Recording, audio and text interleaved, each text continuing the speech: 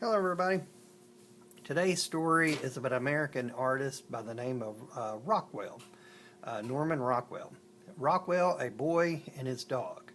The author to this is Loren Spiotta-DiMare, and it's illustrated by Cliff Miller.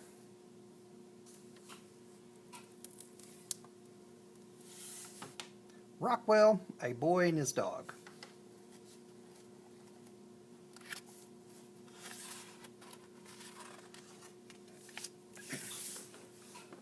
Scotty, Mr. Rockwell called. He's ready to start a new painting and said to bring your plaid jacket, red scarf, and blue knit cap. Okay, Mom, Scotty Ingram replied. Since it was summer, he ran up to the attic to dig through his winter clothes. He already knew to wear his blue jeans. Mr. Rockwell always liked them. Then he dashed through the streets of Stockbridge to reach the art studio on time.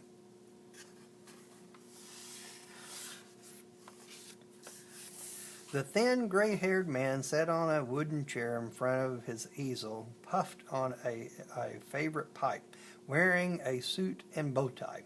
Norman Rockwell, America's most famous artist, looked like a businessman except for his paint-splattered sneakers. Suddenly, the young boy bounded in. Hello, Scotty. How's my favorite model? Rockwell asked in a deep, gravelly voice. Just fine, sir, Scotty replied, trying not to giggle. Such a blurry voice coming from the skinny artist always sounded funny to Scotty. What are we working on today? Oh, you're sure to like these, Rockwell answered with a kind smile. I'm creating 4 calendar paintings, one for each season, Rockwell explained. I'm calling them A Boy and His Dog. Scotty's eyes grew wide. Can Uncle Fudd and Basset Hound be the dog? He asked quickly. Uncle Fudd's a swell dog, Rockwell replied. Reminds me of a dog I had long ago, but he doesn't have quite the look I'm after. What kind of dog are you looking for? Scotty asked, trying to hide his disappointment. I'm not sure, but we'll find him. Don't you worry, Rockwell said.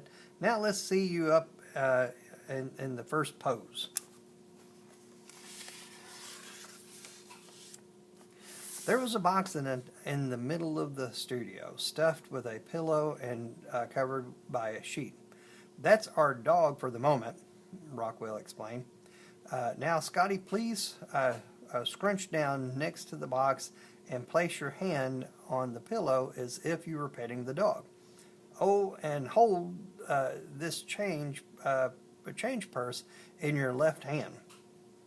Sure thing, Mr. Rockwell, Scotty replied. You're meeting the dog for the first time, and you are planning to buy him, Rockwell explained. Try to look happy and serious at the same time. This is an important day for the boy and the painting. After a while, Scotty began to wiggle. Everything okay? The artist asked. It's a little warm in here, sir, Scotty explained. I thought you might be uncomfortable in those winter clothes, Rockwell replied. Hold on just a while longer, and we'll go across the street and buy ourselves a couple of chocolate milkshakes.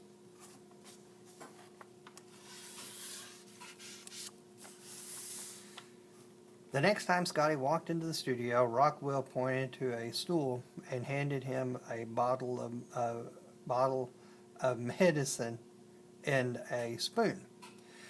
The dog's not feeling well in this painting, the artist explained. Scotty nodded and sat quietly on the stool. You seem a little sad today, Scotty, Rockwell commented. How's school going? Not too well, sir, Scotty replied with a high sigh. School is not my favorite subject. Rockwell smiled, put down his paintbrush, and walked over to Scotty. He placed his hand on the young model's shoulder. You know, Scotty, school wasn't my favorite subject either. It wasn't? Scotty looked surprised. Nope, Rockwell replied. And to make matters worse, I was pale, skinny, and funny looking. So some of the other boys picked on me. They did?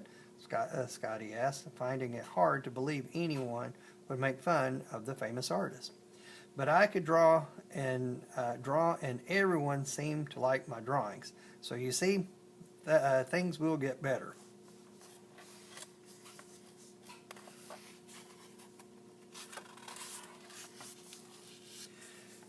As soon as he entered the studio to pose for the third painting, Scotty started talking.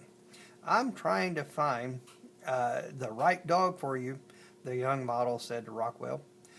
John has an Irish setter, and Pete owns a collie. A little too large, the artist responded. I'm looking for a smaller dog, maybe a beagle or a spaniel. But thanks for asking around. Scotty laid on a stack of pillows and placed his hands on the back of the pretend dog. Do you like being an artist, Mr. Rockwell? He asked, suddenly gazing at all of the paintings in the studio and a bag of fan mail on the floor. Rockwell was quiet for a while, and then he responded thoughtfully. I think of myself as an illustrator because all of my paintings tell a story. And yes, I like what I do very much, especially painting regular people doing ordinary things. Everyone thinks you're a terrific artist, Scotty replied. Mom says there are lines of people at the newsstand just to see your Saturday evening post covers. Rockwell smiled. He was always happy to hear compliments about his illustrations. To capture a simple pleasures of American life, he painted every day, even on birthdays and holidays, to be the very best he could be.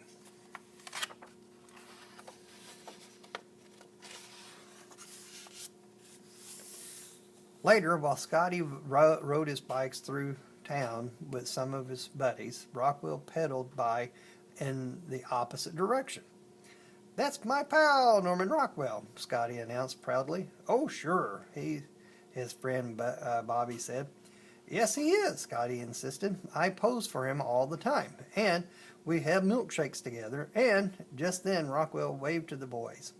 Hi, Scotty, come join me. Scotty waved back and turned his bike around. His friends followed, and soon they were all riding through town with Norman Rockwell, the country's most loved artist.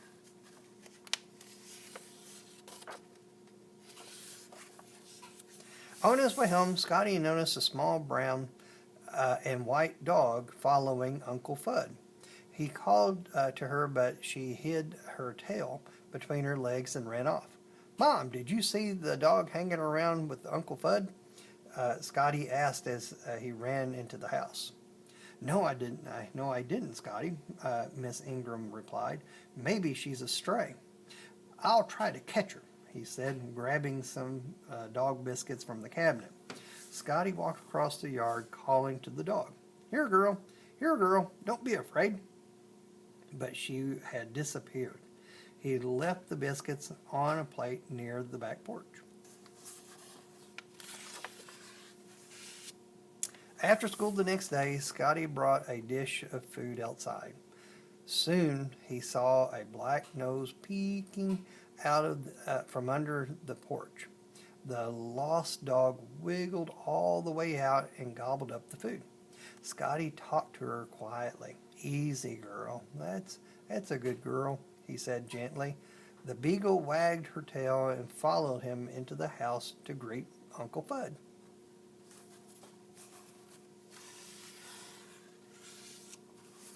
Looks like we have a new friend, Miss Ingram laughed.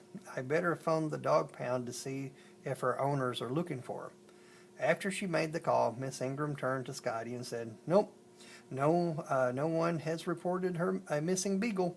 I guess the next thing to do is run a lost dog ad in the local newspaper just to be sure. Okay, Mom, but I'm taking her to Mr. Rockwell's studio tomorrow, Scotty replied. He's been looking for a beagle for his calendar paintings.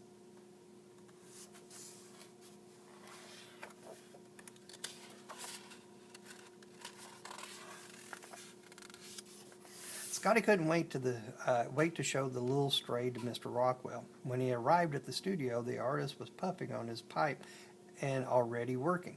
The boy and the dog burst into the room. Well, well, what do we have here? Mr. Rockwell asked Scotty.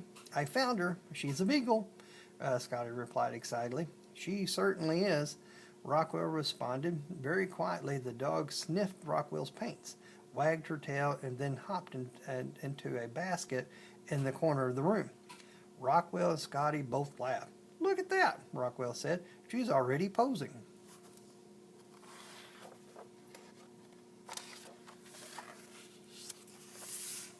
You said you were thinking of a beagle or a spaniel for the calendar paintings, so I had to bring her over, Scotty explained, and shared the story of how he caught the dog. She sure is a lucky lady to find you, Rockwell said. Shall we call her Lucky Lady? That's a great name, Scotty replied. Mom is trying to find her owners, but I thought she could stay with you for a while. Sure she can. I miss having a dog, and she seems to like it here, Rockwell said.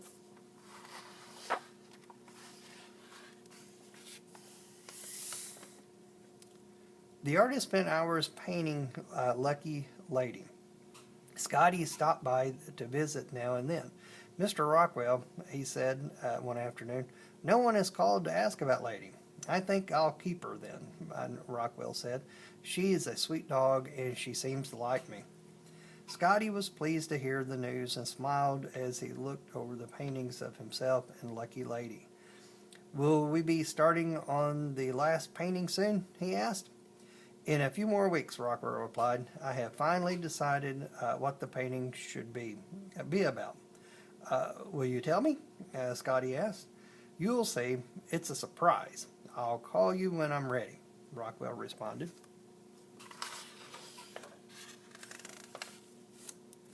When Scotty received the call to pose for the fourth painting, he rushed to the studio. As he opened the door, he heard some funny yipping and yapping sounds. Then he saw Lucky Lady surrounded by 5 puppies. How do you like my surprise? Rockwell asked as Scotty dashed over and knelt down to play with the pups. It's the best, sir, he answered with a wide smile.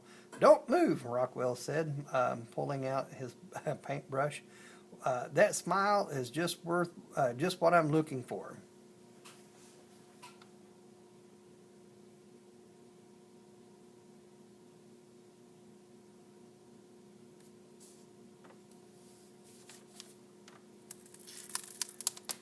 I hope you enjoyed the story by one of our Americans' great painters, Norman Rockwell. Rockwell, a boy and his dog.